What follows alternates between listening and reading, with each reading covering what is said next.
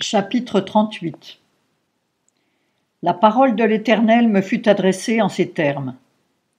Fils de l'homme, tourne ta face vers Gog, au pays de Magog, vers le prince de Rosh, de Meshek et de Tubal, et prophétise contre lui. Et dis, ainsi a dit le Seigneur l'Éternel, voici, j'en veux à toi, Gog, prince de Rosh, de Meshek et de Tubal. Je t'entraînerai et je mettrai une boucle à tes mâchoires, et je te ferai sortir avec toute ton armée, avec les chevaux et les cavaliers, tous parfaitement équipés, grande multitude armée d'écus et de boucliers, et tous maniant l'épée. Ceux de Perse, d'Éthiopie, de Put, sont avec eux, portant tous des boucliers et des casques. Gomer et toutes ses troupes, la maison de Togarma à l'extrême nord, avec toutes ses troupes, peuple nombreux qui t'accompagne. Sois prêt, prépare-toi, toi et toute la multitude assemblée avec toi. Sois leur chef. Après beaucoup de jours, tu seras sommé. Dans la suite des années, tu viendras en un pays délivré de l'épée et rassemblé d'entre plusieurs peuples, sur les montagnes d'Israël, longtemps désertes. Maintenant, tous ramenés d'entre les nations, ils y habitent en sécurité.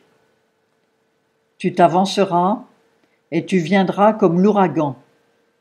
Comme une nuée, tu couvriras le pays, toi, toutes tes troupes et les nombreux peuples qui sont avec toi.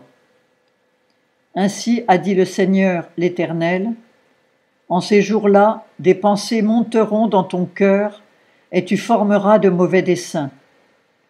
Tu diras, je monterai contre ce pays de villes sans murailles.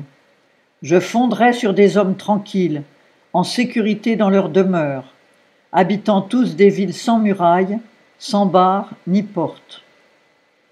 J'irai faire du butin et du pillage, mettre la main sur les lieux déserts qui ont été repeuplés, et sur le peuple ramené du milieu des nations, et qui soigne le bétail et ses biens, et habite au centre de la terre.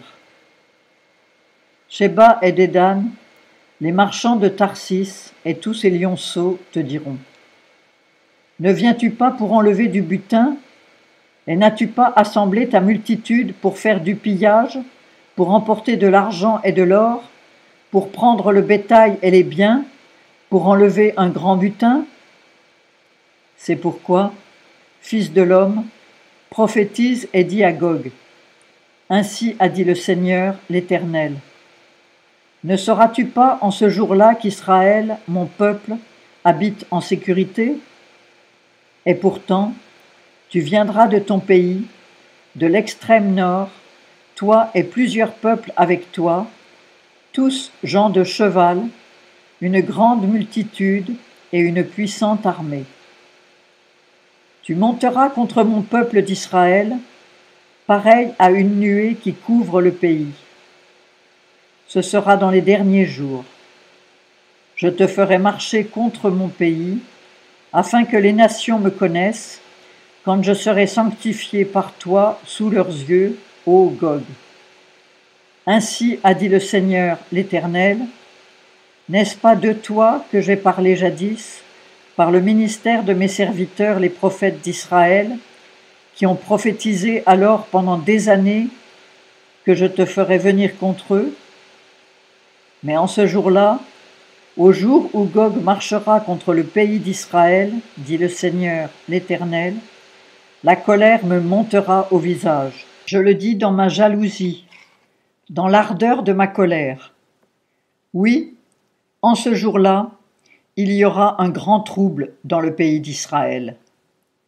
Les poissons de la mer, les oiseaux des cieux, les bêtes des champs et tout reptile qui rampe sur la terre, et tous les hommes qui sont sur la face de la terre trembleront devant moi.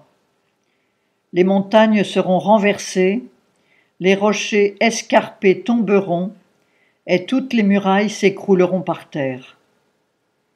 Et j'appellerai contre lui l'épée sur toutes mes montagnes, dit le Seigneur l'Éternel.